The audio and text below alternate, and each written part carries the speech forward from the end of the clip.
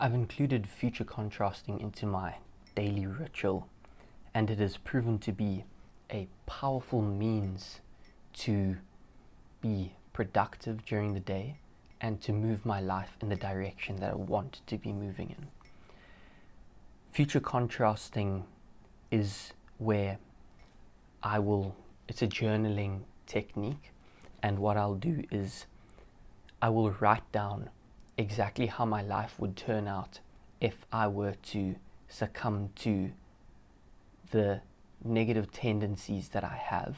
So if life would go in the worst way possible for me, that is somewhat realistic, how would it turn out? Where would I be? What would it look like? How would I feel?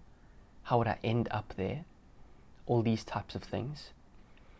And then I will also do the contrasting side, where I will look at if this day goes exactly according to plan, and if the subsequent days go according to plan, and if I execute effectively on my strategy, how my life would turn out. And what is this best case scenario? What is this ideal situation? And this is an extremely powerful technique because it creates both a push and a pull force to move you in the right direction.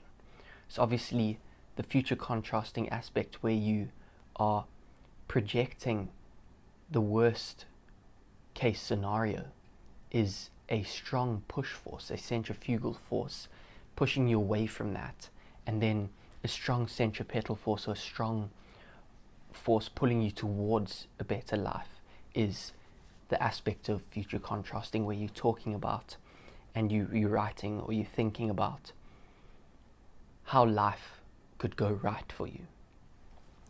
And this, I think, is extremely powerful. Anecdotally, why I think it's extremely powerful is because it is essentially a form of prayer, if you think about it. So what people do in their prayers, they pray for things that they want, how they want their life to be. I would hope they also do some gratitude, have some gratitude in their prayers, but that's essentially the same thing as praying for the ideal situation or praying for what has gone right. Because by being grateful, the implication is that you would like the thing that you're grateful for to continue to be present in your life. And okay, yeah, so praying is similar to future contrasting, and you also pray for safety, you pray for health, you pray against the worst case scenarios. So you pray in two kind of frames of mind. One frame of mind is an avoidance one, and one frame of mind is an attractive frame of mind. And when you couple these together, you have an extremely strong motivation to get yourself moving and to get yourself to do the things that you need to do. So there's future contrasting and praying, and both of these things I think are extremely similar. And this is also very similar to the law of attraction. You hear people talking about the law of attraction, and in The Strangest Secret by Earl Nightingale, he says, as you sow, so shall you reap. If you plant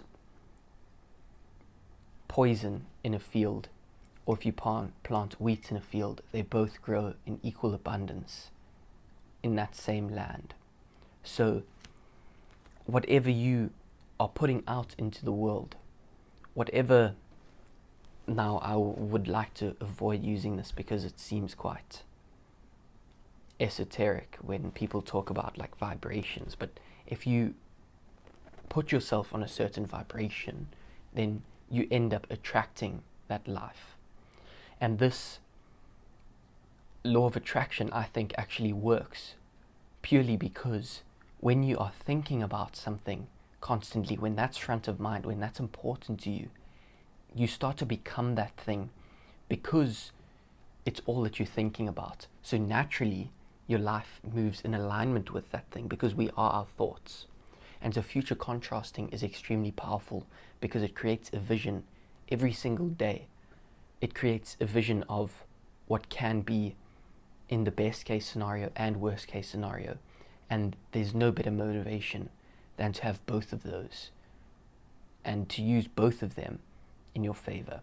So I really encourage you to include some sort of future contrasting practice into your daily routine, whether that take the form of praying, whether that takes the form of journaling, whether it takes the form of reading, although I would generally prefer this to be something that's a creative endeavor as opposed to a consumption type activity. So maybe not reading. And also this is very similar to partly where this idea has grown from for me, is from hearing Jordan Peterson speak about the future self, or I think he calls it the self-authoring suite, and he talks about defining the worst case scenario and the best case scenario for an individual if their life were to go badly in a way that's realistic, and if their life were to go positively in a way that's realistic, and positively to the greatest extent and negatively to the greatest extent, and then using these as motivations to get yourself on track. And it's proven to be an extremely beneficial way for, I think there was a study for college students, I can't remember the details, but it actually proved like the dropout rates were way reduced when they did some type of future contrasting at the beginning of their degrees.